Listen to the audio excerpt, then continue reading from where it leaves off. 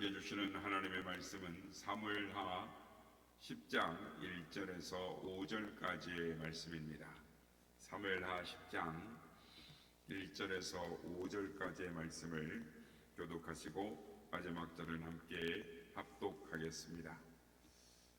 그 후에 암몬 자손의 왕이 죽고 그의 아들 한운이 대신하여 왕이 되니 다윗이 이르되 내가 나하스의 아들 한운에게 은총을 베풀 때 그의 아버지가 내게 은총을 베푼 것 같이 하리라 하고 다윗이 그의 신하들을 보내 그의 아버지를 조상하니라. 다윗의 신하들이 암몬 자손의 땅에 이르매 암몬 자손의 관리들이 그들의 주 한운에게 말하되 왕은 다윗이 조객을 당신에게 보낸 것이 왕의 아버지를 공경함인 줄로 여기시나이까? 다윗이 그의 신하들을 당신에게 보내 이 성을 엿보고 탐지하여 함락시키고자 함이 아니니까 하니, 이에 한운이 다윗의 신하들을 잡아 그들의 수염의 절반을 깎고 그들의 의복의 중동 볼기까지 자르고 돌려보내매 다같이요 사람들이 이 일을 다윗에게 알리니라. 그 사람들이 크게 부끄러워하므로 왕이 그들을 맞으러 보내 이르기를 너희는 수염이 자라기까지 여리고에서 머물다가 돌아오라 하니라. 아멘. 할렐루야. 오늘도 우리 예배 가운데 함께 하신 주님을 찬양합니다. 우리가 살다 보면 의외로 오해를 받거나 또는 오해를 하는 경우가 종종 있습니다. 나는 그런 의미로 말한 것이 아닌데 듣는 사람은 다른 의미로 이해를 해서 해석을 해서 상처를 받는 것입니다. 이런 경우들을 우리는 대부분 다 겪어보았을 것입니다. 오해 때문에 힘들어하고 그것 때문에 다투기도 하고 그것 때문에 심지어 갈라서기도 하는 것들을 우리는 잘 알고 있습니다. 오늘 본문의 말씀을 보면 이스라엘에게 있어서 이 동편 지역에 있는 암몬의 왕이 죽었습니다. 그러니까 왕이 죽는다고 하는 것은 대단히 큰 일입니다. 그 나라에 있어서는 국장인 것이죠. 그러니까 이웃나라 입장에서는 이 조문을 보내야 하겠는데 다윗은 이 한운이라고 하는 왕의 즉 아들이 왕이 된 소식을 듣고 그에게 이제 사절단을 소식을 보내는데 내가 부친에 대해서 나에게 은총을 베푼 것처럼 나도 정성을 다해서 당신 아버지에게 이 조문을 해야 되겠습니다 라고 보냅니다. 그리고 다윗은 또 신하들에게 자기의 마음을 전합니다. 우리가 정성을 다해서 암몬에다가 조문사절들을 보내자. 그렇게 해서 조문을 보내는데 그러면 이 조문사절단의 이 격도 높아졌을 것입니다. 그러니까 미국 대통령이 죽었다면 한국에서 조문사절단을 볼 때는 한국 대통령이 가게 될 겁니다. 일본의 수상이 죽는다 그래도 한국 대통령이 가게 될 것입니다. 현직 수상이 죽었다 그러면 가는 것이죠. 그게 무슨 의미냐 하면 일본이나 미국이 우리나라의 관계에 있어서 외교의 최고의 밀접한 관계를 갖고 있다라는 것을 의미하는 것입니다.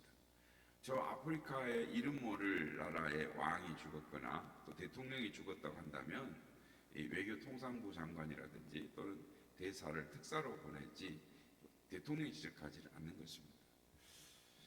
다윗은 자신이 어려웠을 때 암몬 왕에게 은총을 받았습니다. 그러니까 피신을 했을 때 또 은신처를 공급을 받고 어려움했을 때 도움을 받았기 때문에 그 왕이 죽은 것입니다. 그래서 다윗 왕은 그 은총을 기억하고 이 마음이 담겨져 있는 조문사절단, 그러니까 좀 이 다윗의 나라에 상당히 높은 지위에 있는 사람들을 왕의 마음을 전하려고 조문사절단으로 보냈습니다.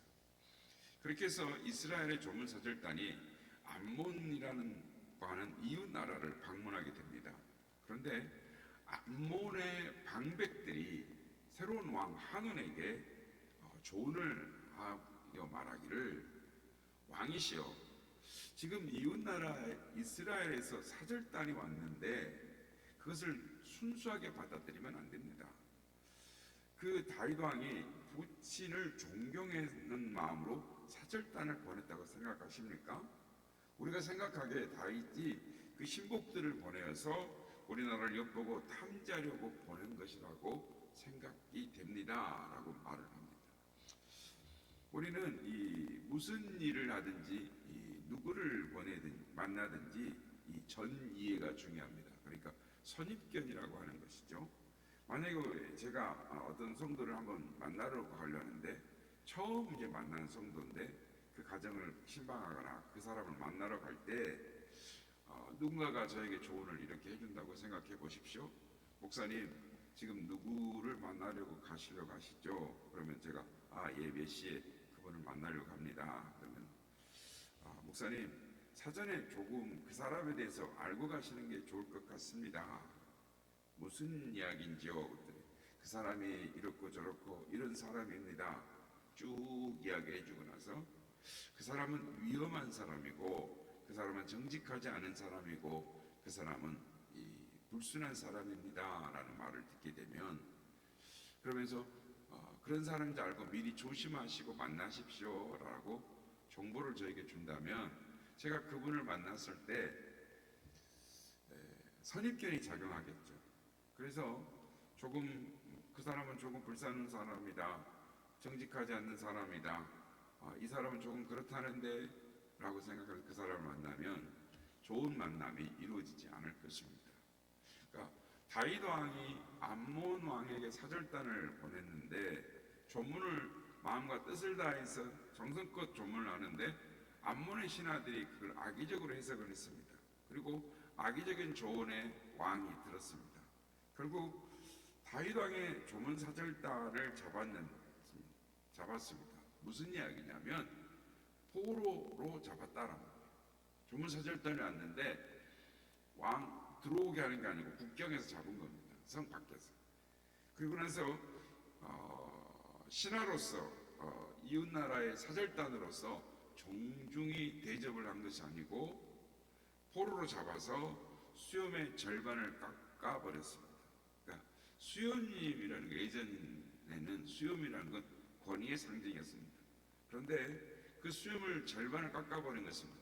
깎았을 때 이렇게 보기 좋게 깎았겠습니까? 아무렇게나 험하게 그냥 막 깎아버렸을 것입니다. 수염이 절반이나 잘렸는데 사절에 보니까 의복의 중동볼기가 드러나기까지 잘라버렸다는 거니까, 중동볼기를 어디를 말하냐면 엉덩이 밑자락을 말합니다. 그러니까 중동지역은 우리가 입는 옷으로 생각하면 안 됩니다. 그러니까 그들은 이 통으로 된 홑옷을 입습니다. 그러니까 위에서부터 아래로 하나로 된 통옷을 입죠. 이렇게 입는 이유는 중동 지역의 사람들은 이 더운 나라에 전신을 감고 있기 때문에 좀 환기가 돼서 시원하고 또 뜨거운 햇볕을 가리기 때문에 통으로 된 옷을 입습니다. 이런 두 가지 효과가 있는데, 그래서 예전에는 속옷을 안 입었는데 요즘에 들어서는 이제 속옷을 입는다고 합니다. 뭐 땀이라든지 보온을 위해서 입는다고 그러는데, 어쨌든 과거에는 통으로 된 옷을 입으면서 속옷을 안 입었으니까 얼마나 이렇게 보기가 흉했겠습니까? 예전에 딱 속옷을 입는 그룹이 한 그룹이 있었습니다. 그 그룹은 제사장들이었습니다. 그러니까 제사장들만 소극된 고의를 입었죠. 하나님 앞에 설 때 우리 허물을 가리기 위해서 입었는데 엉덩이가 나올 정도로 옷을 잘라버렸으니까 얼마나 부끄럽겠습니까? 이게 얼마나 모욕적인 일입니까? 그들이 국경으로 돌아왔습니다. 신임에서 높은 관료들을 보냈는데 그들이 모욕을 당하고 이렇게 돌아왔으니 수염을 절반이나 깎고 의복을 중동볼까지 자른 상태에서 모욕을 당하고 돌아왔다고 합니다. 그런데 옷이야 자기 나라로 와서 바꿔 입으면 되는데 수염은 그렇게 잘하는 게 아니잖아요. 시간 문제니까 다윗이 국경 지역에 있는 여리고라는 성에서 수염이 자랄 때까지 거기 머물라라고 하는 이 다윗의 신하들을 배려하는 마음을 우리가 엿볼 수가 있습니다.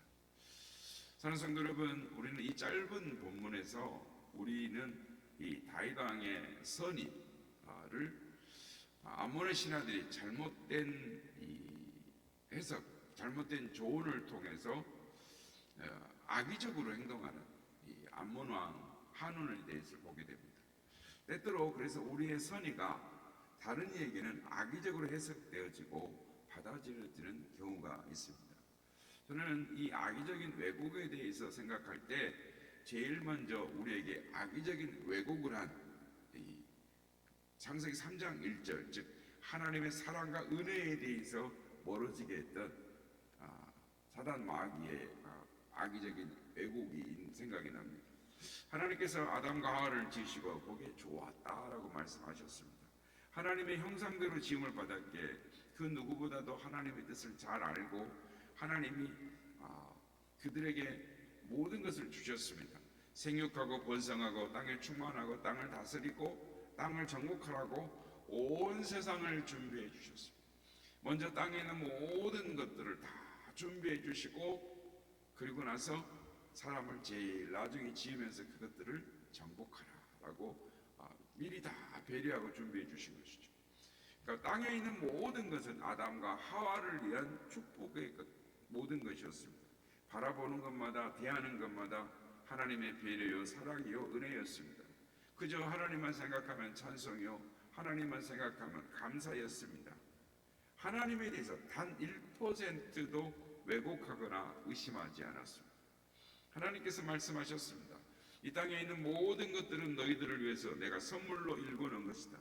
단 한 가지 동산의 중앙에 있는 선악을 알게 하는 나무의 실과만은 먹지 말라.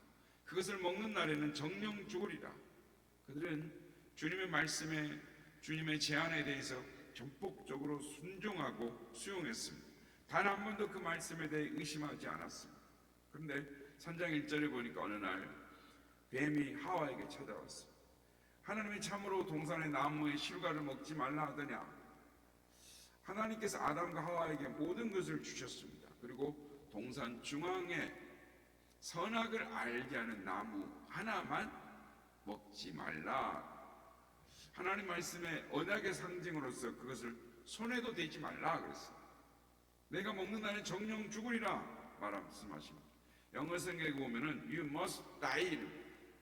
단 1%도 죽는 일에는 예외가 없다. 만지거나 죽는다. 그러니 먹지 말라. 아담과 하와는 그 약속의 말씀을 신뢰했습니다. 약속을 지켰습니다. 그 약속을 지키면서도 행복했고 그 말씀을 지키면서도 부족함이 없었습니다. 그런데 어느 날 뱀이 하와를 찾아왔습니다. 하나님이 참으로 동산 모든 나무의 실과를 먹지 말라더냐? 비틀어서 말을 합니다. 하와를 유혹합니다. 그 질문 속에 이미 함정이 있었습니다. 하나님의 말씀에 대해 왜곡시킵니다. 신뢰관계를 깨뜨리는 왜곡 정보를 줍니다. 너희가 먹는 날에는 너희 눈이 밝아져서 하나님같이 되어 선악을 알게 될 줄 하나님이 아신다. 하나님도 안다는 겁니다. 선악과를 먹으면 하나님처럼 되기 때문에 못 먹게 한다라는 거짓말을 한 겁니다. 이 악의적인 왜곡에 하와가 넘어가 버리고 맙니다. 악의적인 왜곡된 말을 듣고 보니 선악과가 어떻게 보입니까? 선악과가 먹음직도 하고 보암직도 하고 지혜롭게 할 만도 하고 탐스럽게 보이기 시작하는 것입니다. 그래서 선악과를 따먹고 맙니다. 성도 여러분, 우리에게 다가오는 사탄의 도구들은 우리를 처음부터 넘어뜨리려 하지 않습니다. 하나님과 우리 사이에, 사람과 사람 사이에 의심의 쐐기를 박아놓고 조용하게 들어오는 것입니다. 우리는 그 사이에 그것도 모르고 자신의 자리에서 점점점 멀어지 가는 것입니다. 여러분, 이단들이 우리가 이단입니다 하고 들어옵니까? 얼굴에 깔고 들어옵니까? 대개 이단들이 이단을 분별하는 법 이렇게 하면서 가르칩니다. 그래서 우린 이단이 아니다라고 말하면서 들어오는 것이죠. 조용조용 비밀이 들어옵니다. 당신만 아세요? 집사님만 아세요? 권사님만 와보세요. 그러면서 그들의 모임을 확장해 나가는 것입니다. 사람들과의 관계를 깨뜨리는 것도 마찬가지입니다. 비밀입니다. 당신만 아세요? 집사님만 아세요? 우리끼리만 아는 건데 하면서 왜곡된 정보를, 질문을 터뜨리는 것입니다. 하와는 뱀의 악의적인 왜곡을 통해서 그냥 홀딱 넘어갔습니다. 회의가 생겼습니다. 하나님 말씀의 왜곡에 대해 의심이 생겼습니다. 어쩌면 안 죽을 수도 있겠는데 그런 생각이 들었습니다. 뱀이 거기다 확신을 줍니다. 너희가 결코 죽지 않으리라. 이제는 하나님의 말씀보다 뱀의 말에 위로가 되고 힘이 되었습니다. 이제는 하나님의 말씀보다 뱀의 말이 더 비중이 있게 생각되어졌습니다.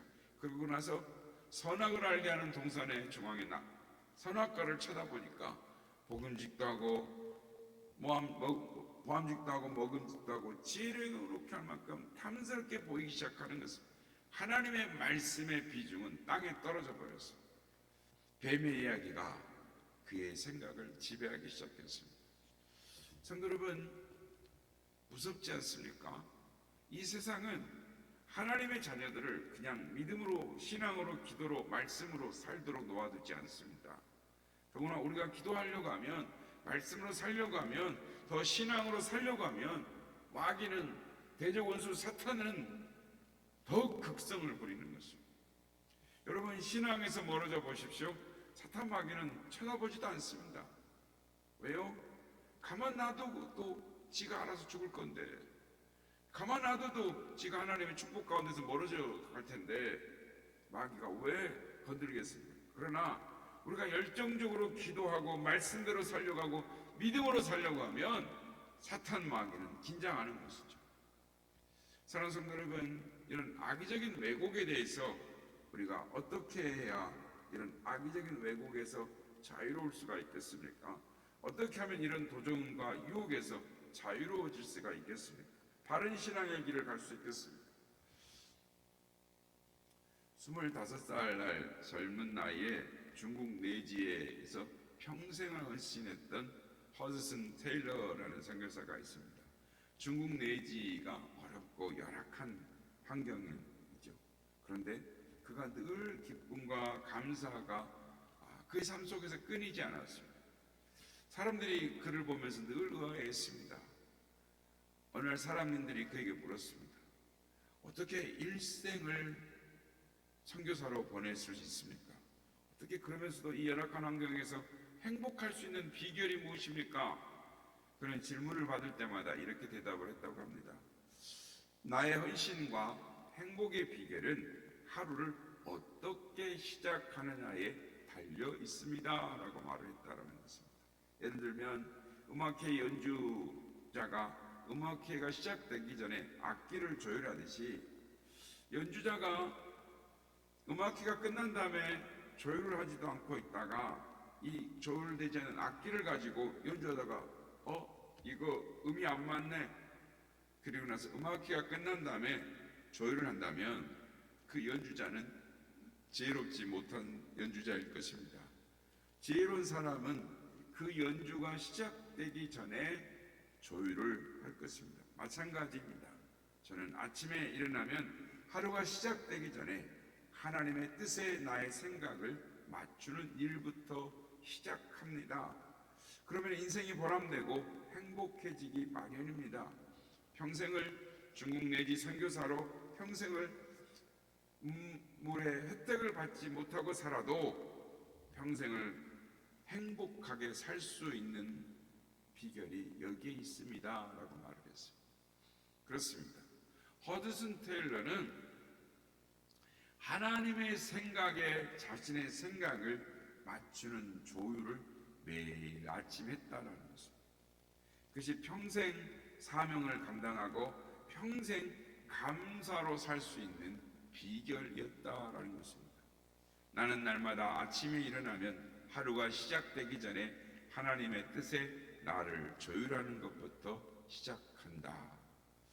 사랑하는 성도 여러분, 왜곡된 악의적인 도전을 받는다 할지라도 우리가 늘 하나님의 뜻에 조율된 신앙과 믿음을 가지고 있다면 우리는 결코 빗나가지 않을 것입니다. 하나님에 대한 분명한 신뢰가 있다면 우리가 어떤 유혹과 어떤 인간적인 도전에 또는 악의적인 유혹이 온다 할지라도 우리는 하나님의 기준에서 벗어나지 않을 것입니다.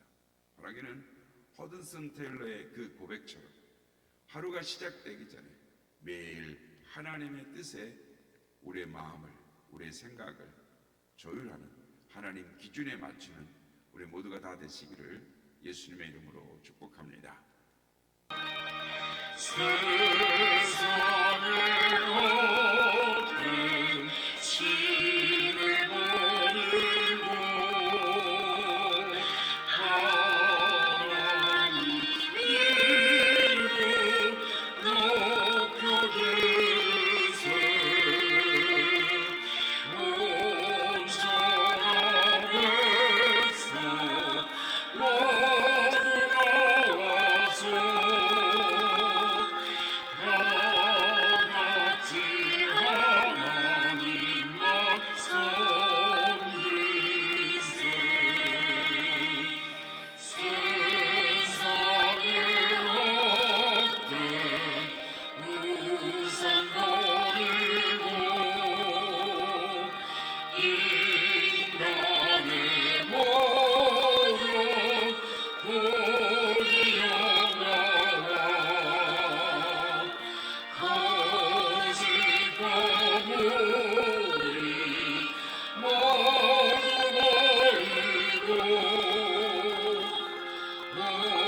온전히 하나님만 섬기세 주님의 백성 서로 대하여 시기와 미움 가수 버리고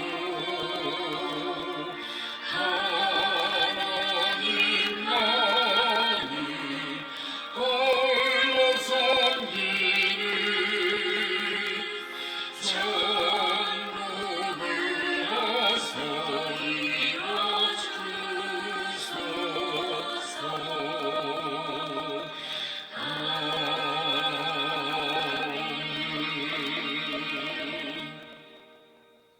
우리는 세상을 살아가다 보면 본의 아니게 오해를 하기도 하고 오해를 받기도 하고 그것 때문에 상처를 받기도 합니다. 그러나 그런 왜곡된 악의적인 일들을 만날 때마다 우리의 마음을, 우리의 생각을 하나님 뜻에 조율을 해야 합니다. 하나님 말씀의 기준에 비추어 우리를 조율을 해야 하는 것입니다. 그럴 때 매일 감사와 기쁨과 행복의 삶을 살 수가 있는 것입니다. 오늘도 하나님 뜻에 우리의 마음과 생각을 맞추겠습니다. 오늘도 나의 모든 것들을 내려놓고 하나님의 기준에 맞추는 삶을 살겠습니다. 이렇게 기도하기 원합니다.